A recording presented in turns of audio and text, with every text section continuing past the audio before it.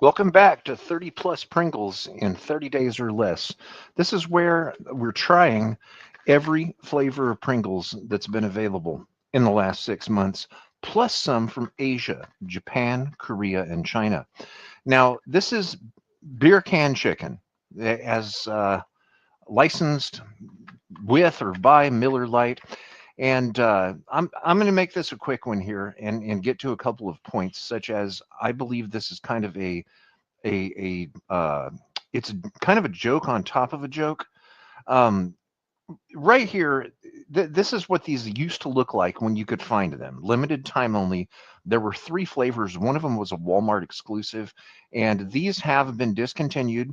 There are still some out in the wild. But the reason this is kind of like a double hoax is the fact that it's beer can chicken. Okay, whenever I hear beer can chicken, it makes me think of drunk rednecks. Now, speaking of Texas, I have seen somebody make these in Texas, and it's really silly. Now, what is a beer can chicken? It's pretty simple. Someone's going to open a can of beer, in this case Miller Lite, which is it's actually an alt beer, but and then presumably consume half of it, and then stick the can in the crevice of the chicken and then cook it, barbecue it, smoke it, whatever. Now, one advantage I see to this, with the chicken being upright, it does allow the surface area um, to drip more fat. But myself, I wouldn't want the fat to drip off. In fact, to keep it in, I would put it in foil when smoking it. And here's the thing: temperatures. Okay, beer can chicken is cooked low and slow. So the liquid or beer inside the container never comes up to a boiling temperature. So it's not going to produce much steam, if any. So it's kind of a gimmick on top of a gimmick. Uh, and I'm trying to imagine what sort of a market or a target market consumer Mars was going for, the owner of Pringles and Miller Lite. Now, at some point, I think in 2012, even New York Times got sucked into this ridiculousness, and they did a recipe for beer can chicken. Now, here's another thing to consider if you're thinking of doing this at home. Doesn't that can have paint on it? And is it food grade paint that's intended to be heated up and in contact with something somebody's going to eat? And okay, let's say that the beer were to be boiled. Let's say you put a little flame under the can and get the beer to boil to produce the steam. Okay, what's it going to flavor? Certainly nothing on the outside of the chicken. So it's all pretty ridiculous. Now, a couple of comments from some friends. Uh, one asked, "Does that contain alcohol?" Well, it's a good question because Miller Lite, this alt beer, contains some low amount of alcohol. Yes, and no, no, these don't contain alcohol. There's no way they could. Otherwise, they wouldn't be on the store shelf where kids can buy them. And in fact, beer doesn't contain alcohol to begin with anyway. I know this because I used to teach classes in how to make beer in College Station, Texas, home of Texas A&M University. And beer only has three or four main ingredients anyway. It's water, malt, and yeast, and you can add hops. In fact, in Germany, only those four ingredients are allowed by law, and it's been that way since the year 1516 with the passing of the Reinheitsgebot Beer Purity Act.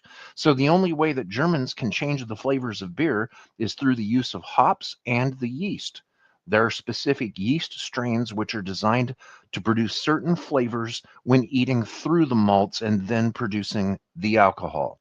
So let's say a German Hefeweizen or a wheat beer that has pronounced aromas of banana and clove. You wouldn't get that if you tried to make a wheat beer with wheat malt and using a standard ale yeast that's not specific for wheat beer. And it's the same thing with wines. So originally, when you're beginning with your beer, there is no alcohol. It's just water and malt. Now, there's two different types, mainly. There's LME versus DME. This is liquid malt extract versus dry malt extract. This is what the yeast eats when producing the alcohol and finishing the beer. So making beer is basically, beer or wine is just as easy as making tea. It just takes longer. And you don't add yeast to tea because you're not producing alcohol, which you can. You can make tea and put sugar in it and then put yeast. Huh, don't try that at home. All right, so let's see what these things taste like. Beer can chicken. I'm going to take a quick look at the ingredients. I'm not going to get into them. Uh, we've been studying the variations of sodium, where some of the limited editions go all the way up to 280 milligrams. Yesterday, your boy, Tasty Cake, Reverend Amagon, consumed at least 1,680 milligrams of sodium by eating one container of a new limited edition Pringles.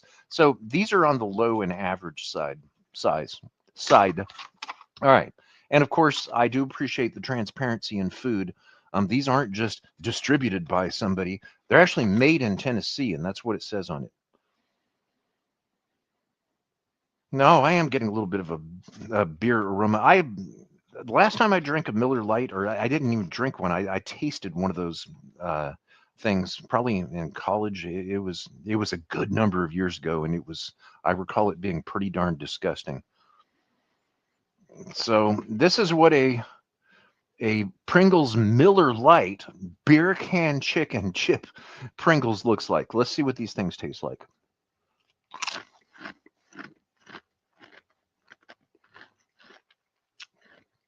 Ugh. I don't think so.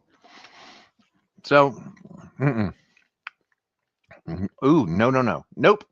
I hate Miller Lite and I do not like these. But if you're drinking beer, maybe these would be good. But at one point, when becoming a certified cicerone and learning to make beer, I do recall dipping my finger into some dry malt extract and just seeing what it tastes like. That's what this tastes like. So this is what Mars is doing with their Pringles brand. They're using dry malt extract to make it taste sort of like beer. And in this case, a rather disgusting beer at that. So I will rate these I'll rate them a 2. I'll rate these a 2 out of 10. I would absolutely not buy something like that again. I'm glad I tasted them. If you like them, great. That's just my opinion. I don't drink beer, so maybe if you're drinking some beer, it may go good with an IPA. I don't know. But standalone, no, that's a big nope for me. All right, so that's it. Usually these are positive, but when I don't like something, I'm telling the truth. So I think that there's 25 more flavors of Pringles coming up. Let's see if I can finish it. Let's see if I can do this within 30 days. Give us a subscribe, whichever channel you're watching this on. Thanks for watching. Let me know what you think in the comments, and see you next time. Peace out from San Francisco. Bye.